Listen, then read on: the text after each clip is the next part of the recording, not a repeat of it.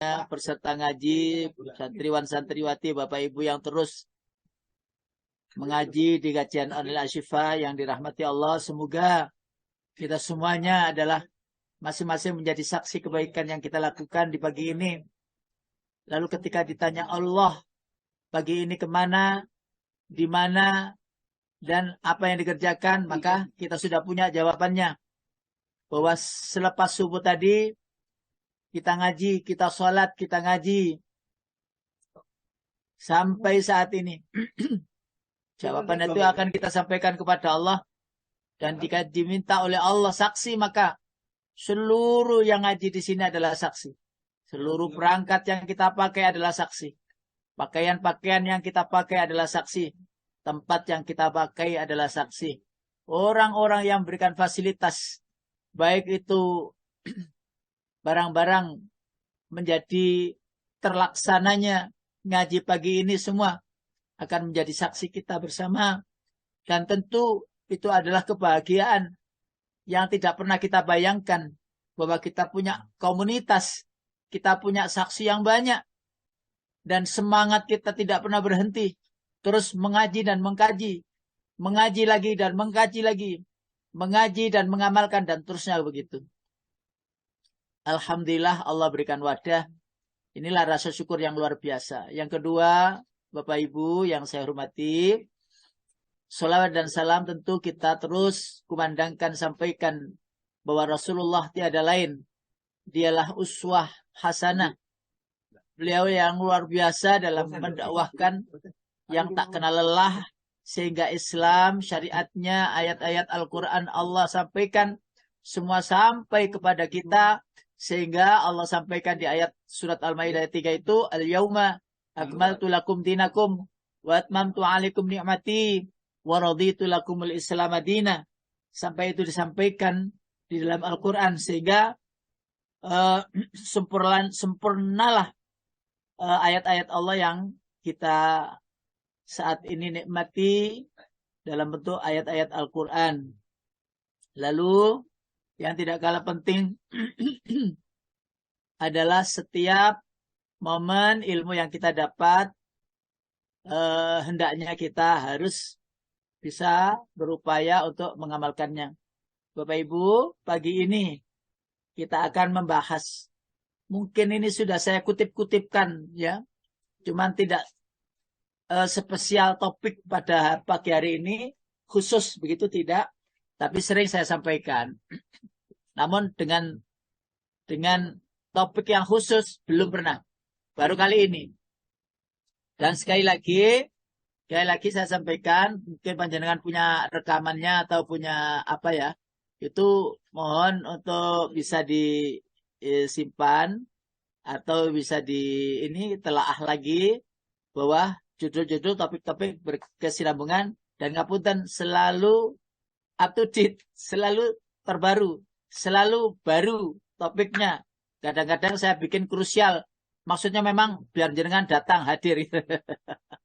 Dan keterangan-keterangan saya insya Allah saya lengkapi, saya perbaiki, sehingga ngapunten agar tidak timbul pertanyaan-pertanyaan. Tetapi anehnya ketika kita selesai ngaji, pertanyaannya walaupun tidak lewat online pagi ini, tetapi ternyata lewat WA, ya sampai bermalam-malam.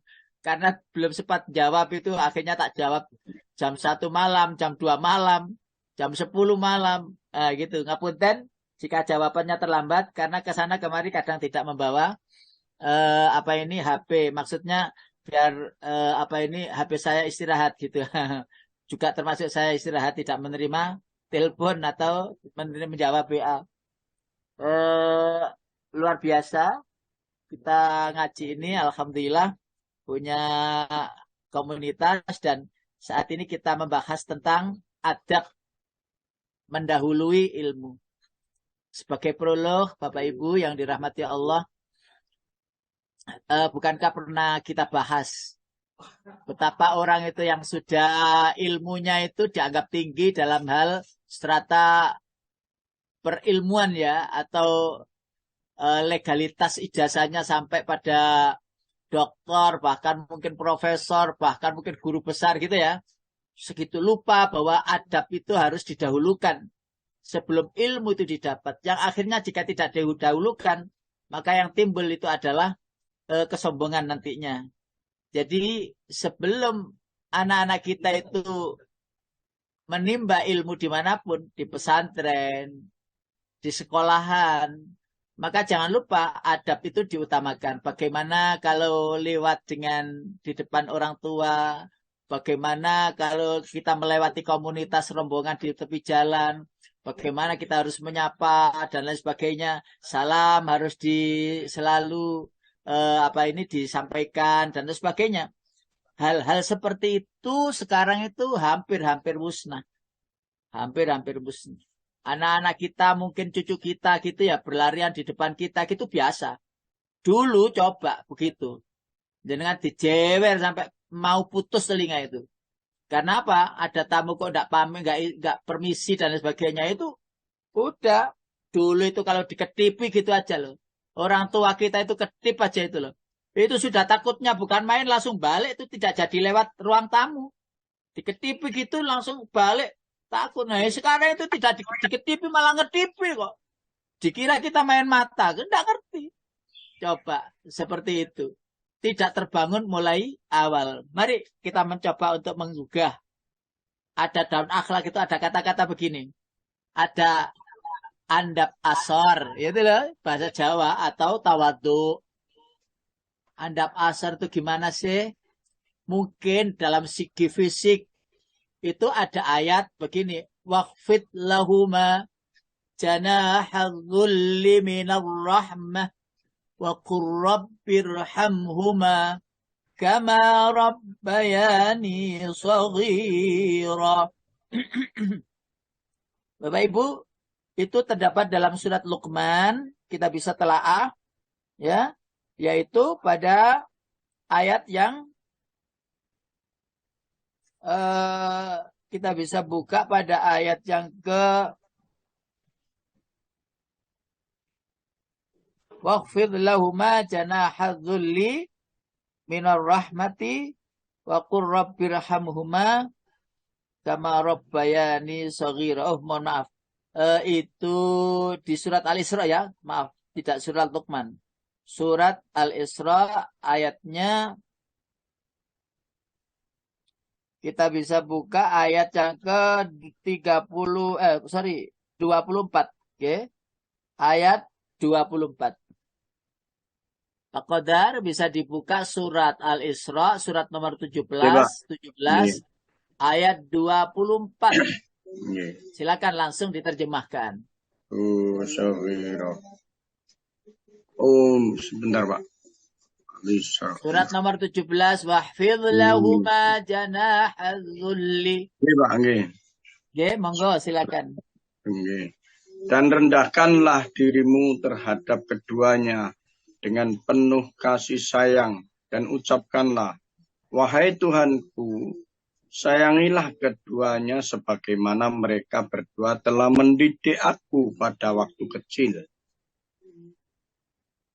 Pak Ibu, arti bahasanya begini. Waqfid lahuma, ya. Dan rendahkanlah kepada keduanya, kedua orang tuamu. Janahadzulli, janahun itu sayap, ya. Atau pundakmu, atau tanganmu, ya. Sebagai al-dhulli, untuk rasa rendah, untuk rasa tawadhu, ketawaduan.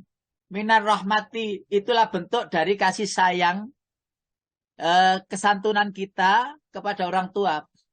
Mohon maaf, itu baru ada di Indonesia. Panjenengan kalau melihat orang luar sana, tidak ada kok permisi terus sebelah pundak kanannya itu diturunkan sebagai bentuk ketawaduan, akhlak, adab, etika, attitude. Nggak ada di luar, itu baru ada di Indonesia loh. Entah mereka itu mengetahui dalil ini atau tidak. Tapi itu nyata. Terbukti. Panjenengan, putra-putri panjenengan. Ayo permisi. Gitu tuh langsung anak-anak kita, cucu kita tuh tahu.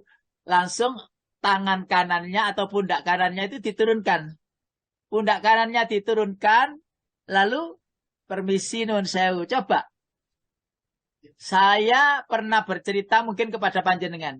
Ketika umroh, ngapunten nggih. Ketika umroh, lalu saya berada di belakang barisan nomor berapa gitu dari Raudhah gitu ya. Ada jamaah Indonesia. Cirinya jamaah Indonesia itu apa? Pakai sarung. Ya, bajunya seragam. Ya kan? Ada kalungnya. Itu mulai dari depan, mundur ke belakang untuk keluar dari pintu di belakang itu. Mereka itu semua rapi dengan menurunkan pundaknya. Kira-kira ada 6 orang, 7 orang begitu. Permisi gitu itu menurunkan pundaknya gini deh. Orang yang di belakang itu pakai jas-jas itu, yang pakai dasi, pakai jas itu, yang ganteng-ganteng itu melihat mulai depan itu. Dilihatnya terus berbisik-bisik di sebelahnya, saya di belakangnya. Mereka berbisik apa Bapak Ibu? Indonesia. Coba. Saya itu terharu itu. Merasa senang gitu. Indonesia. Itu nggak ada selain Indonesia. Pakai menurunkan pundak. Wes, kalau umpamanya panjenengan umroh tadi Mekah di Medina, ayo coba orang yang melewati ya. Orang mana saja selain Indonesia.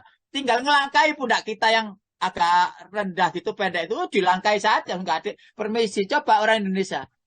Lembut gini. Coba. Entah mereka itu tahu ayat ini atau tidak.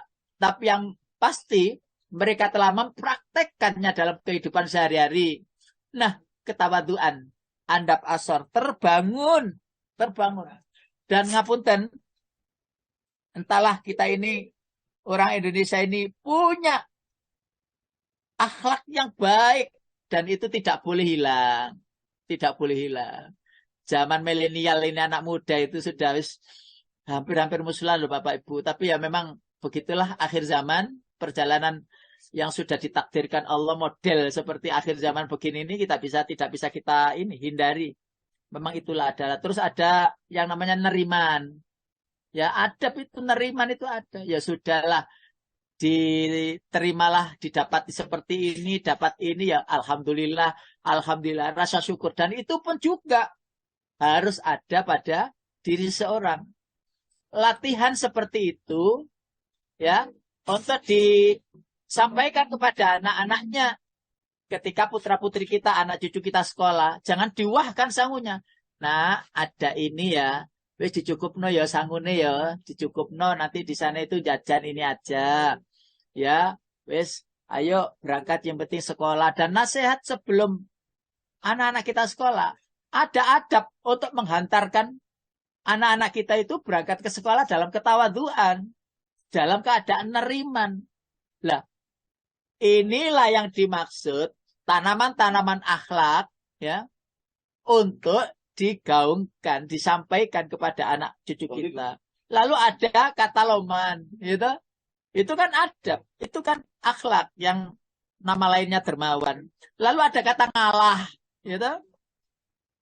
Ada kata ngalah atau mengalah. Ya sudahlah, tidak apa-apa. Ngalah. Dan ada kata sumeh. Ya sumeh itu apa ya? Apa? Senyum. Senyum yang ikhlas. Sampai dikenal sekali bahwa komunitas kita di Indonesia ini, ya, yang namanya senyum itu asli loh. Asli. Orang-orang dusun, orang-orang apa ini namanya? Kampung yang ada di pinggiran-pinggiran kota di sana, yang ada di daerah-daerah. Asli senyumannya. Kalau tersenyum kepada orang yang lewat, tersenyum gitu ya. Senyum yang asli, tidak senyum politis. Tidak senyum politis. Hanya senyum orang tertentu saja, tidak. Senyumnya itu dan itu ajaran Rasulullah. Itu disebut oleh Allah dalam Al-Quran. Ya, dan itu disebut oleh Rasulullah, bahkan dipraktekkan. Lanjut Bapak Ibu. Ayo mikir sekarang. Terlalu banyak menggeluti ilmu din agama. Kadang-kadang sampai lupa mempelajari adab. etika, tata krama. Di awal tadi saya sampaikan, Rasulullah itu diutus untuk menjadikan umatnya itu dimuliakan dengan akhlak. Untuk menyempurnakan budi pekerti bahasa kita. Sekarang kalau dulu Bapak Ibu ada pendidikan moral Pancasila. Isi-isinya itu kan dalil-dalil Al-Quran. Dalil-dalil hadis. Loh, panjenengan saya masih menangi ya. Ayo sekarang panjenengan padosi. Panjenengan cari ya di SD, di SMP, di SMA. Ngapunten panjenengan kalau menyekolahkan putra-putrinya, sekolahkanlah anak cucunya ya, mungkin sekolahkanlah yang sekolah itu mengajar akhlak, sekolah itu mengajar adab. Pernah saya ceritakan nggih, ngapunten. Ada seorang yang sudah purna tugas dan beliau adalah kalau saya pandang ya pejabat yang tinggi ya, sudah pensiun ya. Lalu punya anak, anaknya punya cucu. Karena beliau biasa fasilitas, cucunya itu disekolahkan oleh anaknya, dipondokkan oleh anaknya, dilarang sama eyangnya itu. Jangan sekolah di pondok. Tuh, saya karena dengar, akhirnya tak dudukkan. Pak, bisa jadi cucu bapak itu, yang di pondok itu, yang nanti gandeng bapak ke surga. Itu diem. Kaget dia dengan jawaban itu, dengan nasihat itu. Bisa jadi, kalau anak bapak sekolah di umum semuanya, siapa tahu cucu ini adalah yang menghantarkan bapak, eyangnya panjenengan itu, untuk menuju surga. Lah, yang minta pondok itu anaknya itu. Mama, saya minta pondok saja. Ngapunten. Ketika itu mamanya, anaknya Pak mantan pejabat itu tadi, memilihkan pondok itu yang sederhana. Walaupun beliau biasa memberikan fasilitas anaknya, cucunya, dan sebagainya. Ternyata ngapunten, sebulan kemudian nengok ke sana. Nengok ke cucunya itu. Bapak Ibu yang dirahmati Allah, pondok itu berada di Malang. Ya, tidak saya sebutkan namanya, tetapi luar biasa. Ketika sebulan itu disambangi, eyangnya juga, eyang yangkungnya ikut ke sana. Anak itu bisa bosok, padahal saya itu tahu betul mulai kecil karena ngaji bersama saya. Anak itu tidak pedulian, suka nangis, dan lain sebagainya. Yang bikin saudaranya, eyangnya, dan sebagainya itu pegel. Ternyata di pondok itu sebulan kemudian bisa bosok Jawa halus. Coba, eyangnya itu sampai nangis. Yang tiangkungnya itu nangis. Mana kamar mandi? Ngapunten. Jempolnya itu dikeluarkan begini dengan rendah hati, badannya ditundukkan. Di sana, Eyang. Di sana, Eyang. Ditunjukkan dengan jempolnya itu keluarkan begini, terus agak menunduk. Masya Allah, Masya Allah. Eyangnya itu sampai haru saat itu nangis. Loh, sampean kok iso tadi gini, Le? Coba, adab jika didahulukan sebelum ilmu, maka dia akan menjadi pionir. Dia akan memiliki karakter. Memiliki karakter. Maka dulu pernah saya contohkan. Bersepeda itu loh, goes itu loh. Goes itu loh Bapak Ibu. Goes orang yang berpendidikan, yang dianggap berpendidikan. Kalau goes itu gerombol-gerombol. Anehnya yang nggak lulus SD. Goes itu di pinggir jalan lurus. Seperti titian unta yang... Loh, coba. Itu yang pernah kita bahas dulu. Adab dulu baru ilmu. Itulah yang seharusnya dilakukan oleh para penuntut ilmu. Ya tidak aneh. Dulu itu seorang santri itu dilarang bertanya. Dulu sebelum kiainya, ustadznya itu menjelaskan secara tuntas. Itu kesantunan. Sekarang enggak. Sekarang kalau kiainya itu enggak boleh situ, pondok yang enggak boleh tanya pada kiainya itu malah, oh kiainya enggak ini familiar. Tidak, itu ada. Dengarkan saja. Kadang banding-bandingkan. Loh, itu enggak boleh. Terima apa yang didengarkan. Terima dulu, terima dulu. Mungkin ada crash di hati itu. Tetapi adab seorang yang mencari ilmu. Tidak boleh langsung, loh kok gini loh. Jangan dengarkan dulu. Wong belum tuntas tapi apa ini menggah. Dalam hati sudah mau menolak. Nah ini loh. Nah, dengan awal adab akhlak yang baik, maka dengarkan dulu. Jadi kadang-kadang mendahulukan pinternya. Seakan-akan dia lebih pintar dari gurunya. Kan tidak boleh gitu itu. Nah, disinilah hampir-hampir seperti ini nih hilang. Hilang seperti ini. Akhlak tidak dipahami. Ayo kita mikir lagi. Lihat saja sebagian kita mungkin. Sudah mapan ilmunya. Banyak mempelajari tauhid. Mempelajari fikih. Mempelajari hadis. Namun tingkah laku kita terhadap orang tua mungkin kerabat, tetangga, atau saudara muslim lainnya, bahkan terhadap guru sendiri, jauh dari yang dituntunkan Rasulullah SAW, sahabat, dan para ulama salaf yang lalu yang telah mengajarkan ketawaduan, kesalihan. Masya Allah. Saya mengingatkan gini agar semua kita termasuk saya. Ingat kembali bahwa ayo nata hati, agar berkarakter. Karakter yang sudah dituntunkan oleh Allah dan Rasulnya. Disinilah tidak boleh kita lupakan bahwa sejarah Nabi, kisah-kisah Nabi, bagaimana ketawaduannya, bagaimana kalau disapa Nabi itu, ketika disapa itu panjenengan lihat, baca sejarah Nabi itu, banyak kitab-kitab yang sudah diterjemahkan atau tulisan bahasa Indonesia. Rasulullah itu kalau disapa itu ya Muhammad. Mereka yang tidak tahu kalau Rasulullah itu Rasul, dipanggil ya Muhammad. Baik dipanggil oleh ibu-ibu maupun dipanggil oleh bapak-bapak, Rasulullah selalu menghadap seluruh badannya dan berbicara dengan tuntas. Tidak sekedar disapa terus, ya nggih monggo, ya sambil lalu, tidak. Ketika ada panggilan ya Muhammad, Rasulullah selalu membalikkan badan menghadap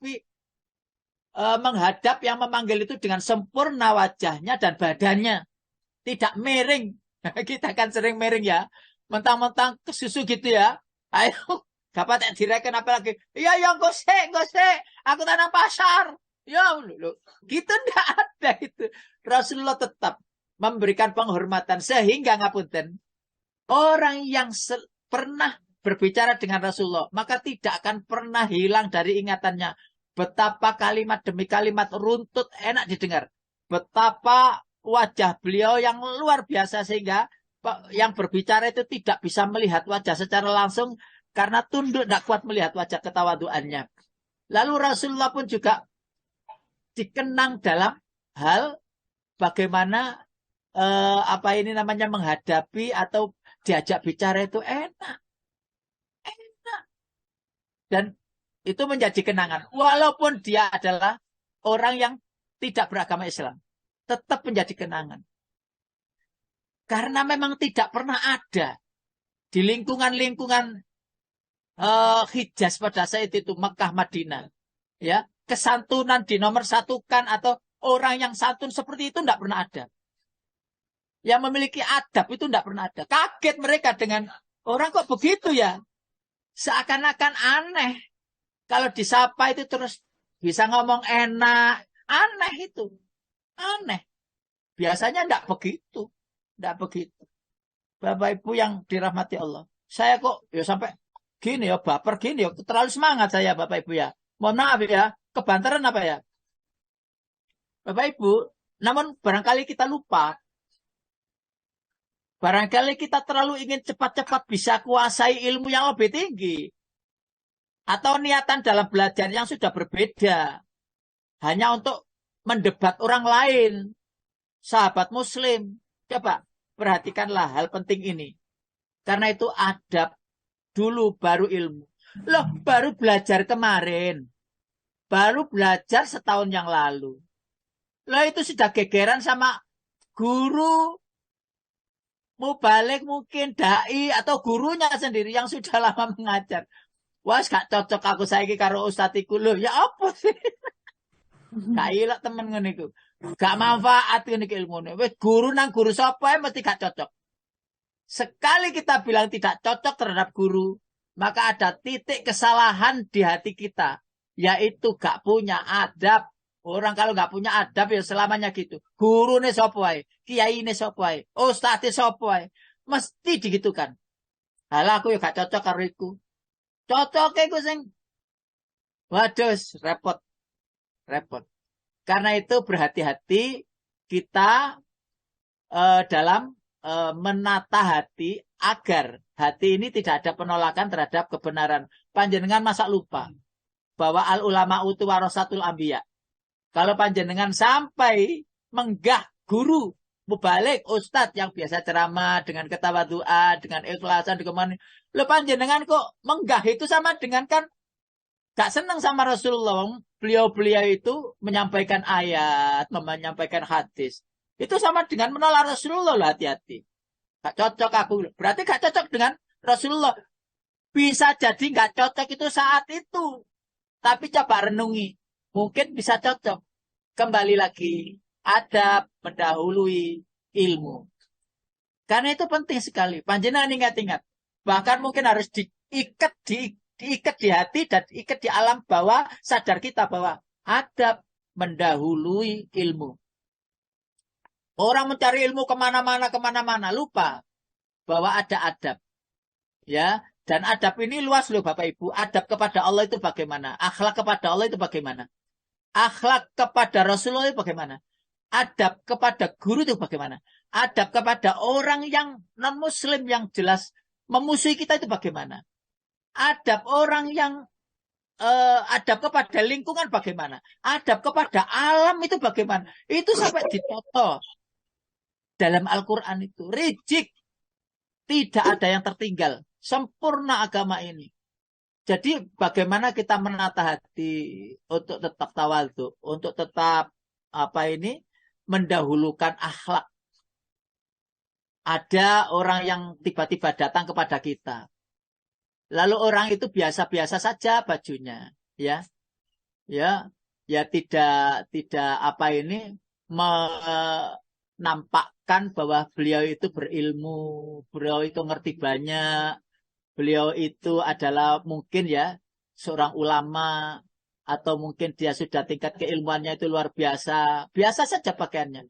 Lalu kita biasa saja guyon-guyon gitu, menggoda-goda gitu. Begitu tahu siapa dia sebenarnya.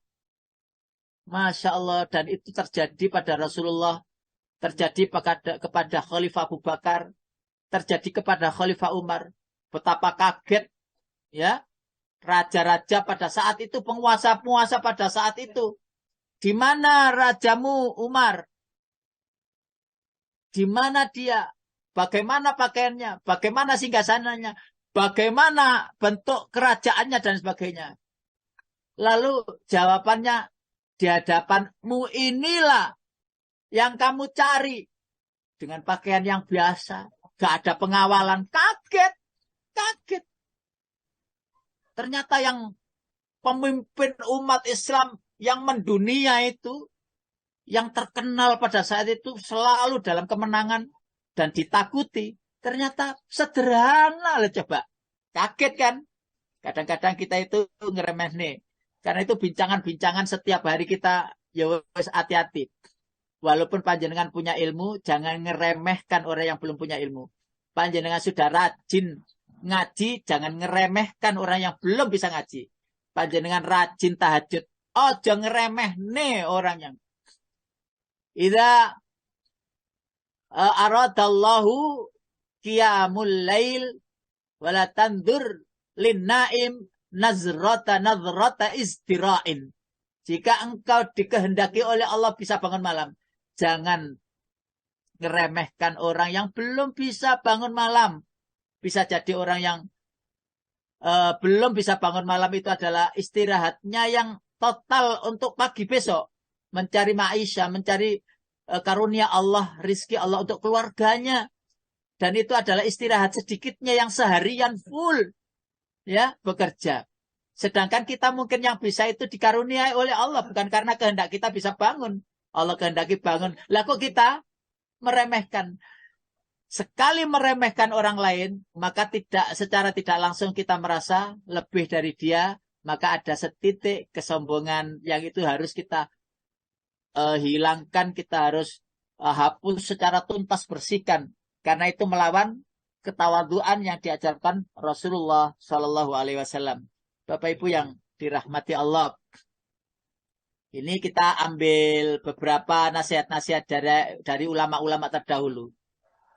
Imam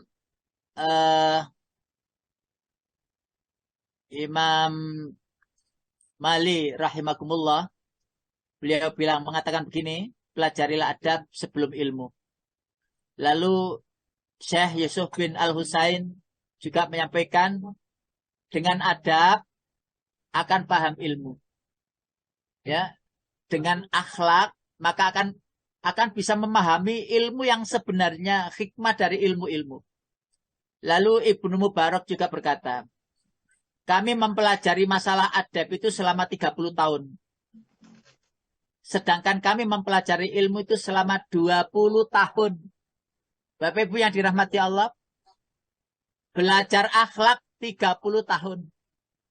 Belajar sopan santun, adab, attitude, ya, itu 30 tahun. Sedangkan mempelajari ilmu itu 20 tahun. Ngapunten, selama 30 tahun itu tentang adab, akhlak itu apa saja. Allahu Akbar. Tidak selesai sebenarnya 30 tahun. Karena harus benar-benar menata, menyiapkan diri.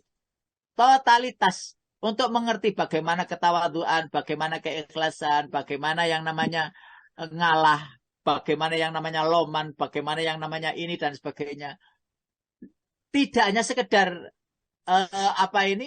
terucap, tetapi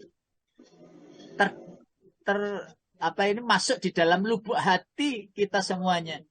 Lalu ada Ibnu Sirin mengatakan begini, mereka para ulama dahulu mempelajari petunjuk, mempelajari adab, sebagaimana mereka menguasai suatu ilmu. Jadi ilmu adab, ilmu akhlak, itu kan sebenarnya kalau di dalam ilmu-ilmu syariat itu kan buah sebenarnya adab itu. Akhlak itu kan buah. Akhlak itu semua orang akan mendekati orang yang memiliki akhlak. Dan akan sulit orang itu mendekati oleh kebanyakan orang yang ngerti ilmu. Selain adab. Karena adab itu kesantunan dan adab itu adalah buah dari sebuah pohon. Orang akan mencari buah itu karena tahu manfaatnya. Kalau ada pohon yang besar tidak berbuah, ya ada manfaatnya untuk ngiyup ya, berteduh. Terus ada angin, ya itu saja. Tetapi ketika ada akhlak, maka buahnya itulah. Sehingga bisa dinikmati, bahkan berlama-lama di bawah pohon yang ada buahnya. Lalu Makhlad bin Al-Husain mengatakan begini, kami lebih butuh dalam mempelajari adab daripada banyak menguasai hadis. Ini yang terjadi di zaman beliau. Jadi menguasai hadis dengan adab, itu jauh mereka lebih tertarik menguasai adab itu sebelum mereka menguasai ilmu hadis. Karena memang adab itu langsung praktek loh Bapak Ibu. Langsung praktek. Dan itu bisa dilakukan jika yang pertama mengerti ilmunya, dan jika yang kedua itu tertanam betul di dalam lubuk hatinya. Bapak Ibu yang dirahmati Allah, Khalifah Umar bin Abdul Aziz berkata begini, man adda kalamuhu min amalihi, qalla kalamuhu illa fima yu'anihi. Siapa yang menghitung-hitung perkataannya dibanding amalnya, tentu ia akan sedikit bicara, kecuali dalam hal yang bermanfaat. Kata Ibnu Rajab, kata-kata ini benar kata beliau. Artinya ini adalah memang kata-kata dari Khalifah Umar bin Abdul Aziz. Memang kebanyakan manusia tidak menghitung perkataannya daripada amalnya. Bahasanya itu begini, banyak bicara tanpa amal. banyak ilmu tanpa perilaku. Ya, pinter bicara, tidak punya akhlak. Nah, menempatkan diri untuk berbicara yang berkarakter, akhlak yang baik, itu harus dengan pengetahuan. Maka sekali lagi, amal yang dilakukan tanpa pengetahuan, jadi ya mardudatun latuk balu. Penting untuk mempelajarinya. Dan sekali lagi, adab mendahului ilmu. Al-hikayatu anil ulama'i wa mujalasatihim ahabbu ilayya min kathirin minal fiqh li'annaha adabul qawmi wa akhlaquhum. Kisah-kisah para ulama dan duduk-duduk bersama mereka lebih aku sukai daripada menguasai beberapa bab fikih. Karena dalam kisah mereka diajarkan sebagai adab dan akhlak luhur mereka. Ngapunten, komunitas-komunitas yang memiliki yang banyak dicintai oleh Allah, yang memiliki karakter adalah komunitas yang menampakkan karakter-karakter ketawaduan, ya, karakter-karakter kebaikan, yang itu menjadi kecintaan dan bisa terjadi jika kita itu gabung dengan ahli-ahli ilmu, yaitu para ulama yang mengajarkan ketawaduan, yang mengajarkan adab, yang mengajarkan akhlak, yang mengajarkan etika dan seterusnya. Moralitas yang baik semakin hari semakin hilang. Semakin hari semakin hilang. Maka sebelum hilangnya kita dari dunia, kembali kepada Allah. Kenapa tidak? Ayo kita tata bersama-sama. Sehingga generasi kemudian tidak generasi yang lemah. Dan itu sudah kita hafal betul dan sering kita dengar. Ayat 9 dari surat An-Nisa itu. A'udzubillahi minasyaitonir rajim. Wal yakhshal ladzina law taraku min khalfihim dzurriyyatan dhi'afan khafu 'alaihim falyattaqullaha wal yaqulu qaulan sadida. Di ekor ayatnya, stressingnya, qaulan sadida, kata-kata yang lembut, kata-kata yang baik. Hendaknya itu adalah menjadi barometer akan akhlak. Tidak bicara jika tidak diperlukan. Tidak menjawab jika kita tidak ditanya. Tidak menjawab jika pertanyaan itu jawabannya kita tidak tahu. Itu karakter. Dan itu tidak memalukan. Kalau ada ditanya, mohon maaf ya saya tidak tahu jawabannya. Loh, itu justru berakhlak. Adakah yang tidak ditanya jawab? Ya ada. Gak ikut ditanya itu jawab gitu. Gitu. Bahkan tidak ditanya itu jawab. Allahu Akbar. Gitu itu dunia milenial itu. Ya, dunia milenial. Karena itu kadang-kadang kita itu sungkan ya, malu ya. Kadang-kadang kita mau kirim di WA itu, kadang-kadang saya itu malu kalau mengirim sesuatu itu. Jangan-jangan ya tuh kirimkan berupa nasihat itu, saya tidak bisa melakukannya atau belum bisa melakukannya. Jadi malu gitu. Sehingga saya itu ngapunten, nggak banyak komen di WA, di grup, di mana-mana itu. Ini kok nggak pernah komen, Blas. Malu. Jangan-jangan saya salah itu. Karena itu catatan nabati. Sekarang itu tidak mulut loh yang bicara itu. Sekarang tangan yang bicara. Karena gitu. Maka hati-hati dengan tangan kita sekarang. Nah itu kan sudah bukti bahwa tangan bisa bicara di akhirat. Itu terbukti sekarang di dunia ini. Tangan tuh bisa bicara ya di dunia ini, Pak. Masya Allah. Sudah ditampakkan semua oleh Allah lah. Hanya kita kurang menelaah itu. Makanya saya bilang, ya, bacalah apa yang tak tertulis itu penting. Tulislah apa yang tak terbaca. Itu penting, itu dipahami itu. Kok bisa tangan tuh bisa bicara itu gimana caranya? Lah sekarang panjenengan sudah tanpa mulut, tanpa bibir berbicara, tanpa bersuara, tapi yang berbicara tangan sekarang. Lah sangat mudah bagi Allah. Nanti di akhirat itu seluruh badan kita sehingga kita orang-orang kafir protes wa qalu li julutim lima jahidtum alaina. Kulitnya menjawab, qalu antaqanallahu antaqa kulla syai'. Allah lah yang menjadikan yang nggak bisa bicara itu jadi bicara. Allahu Akbar.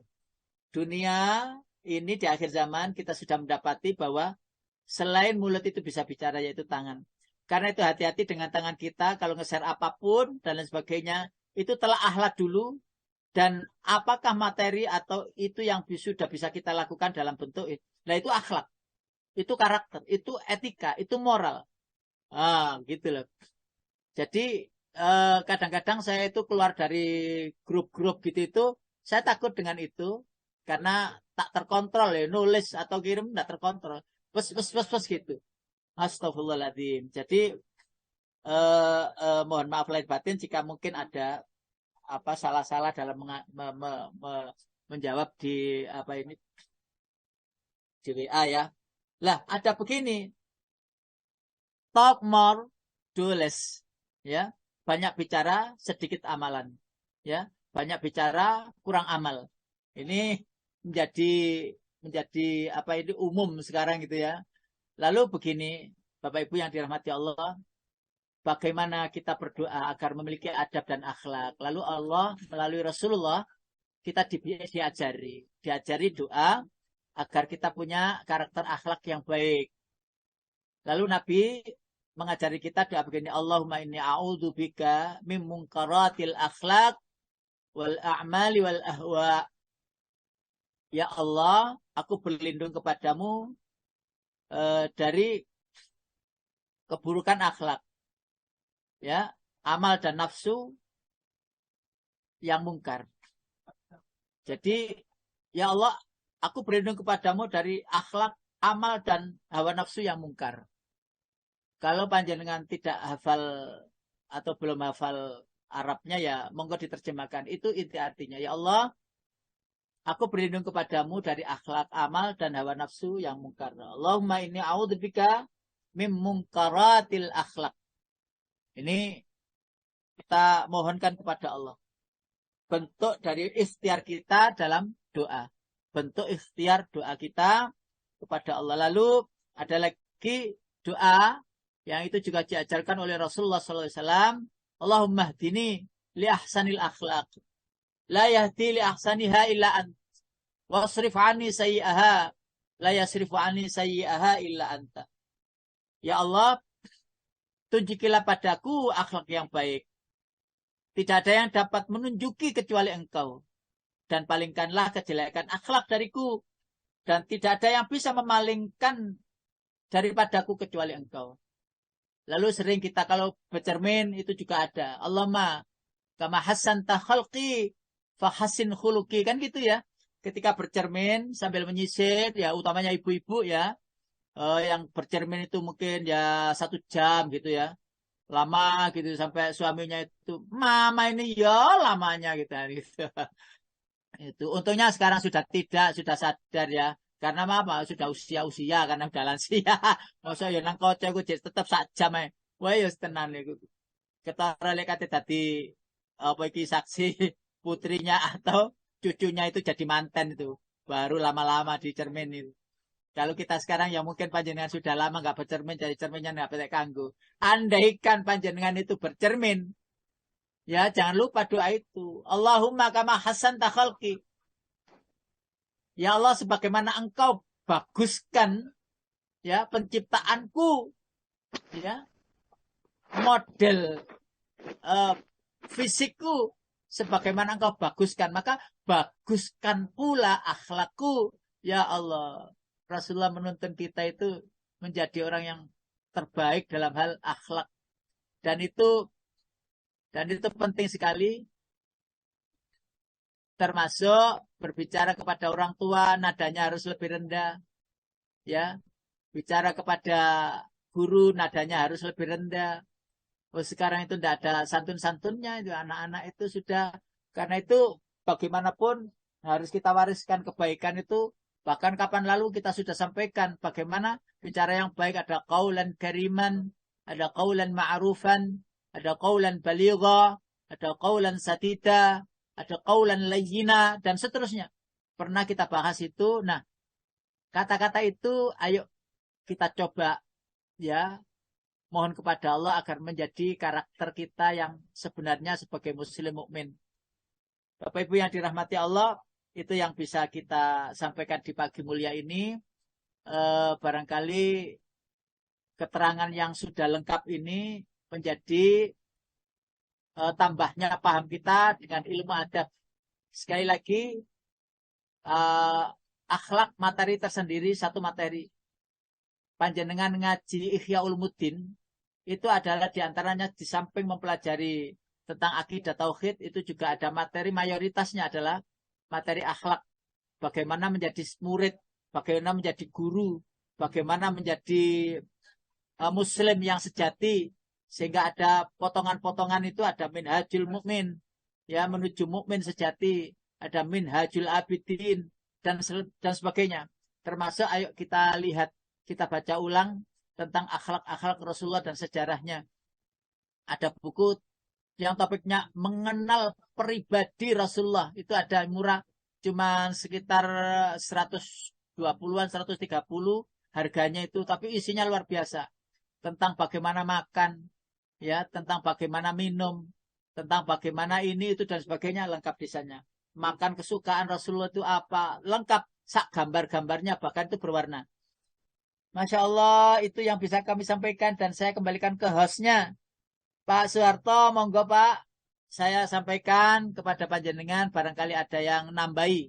Silakan.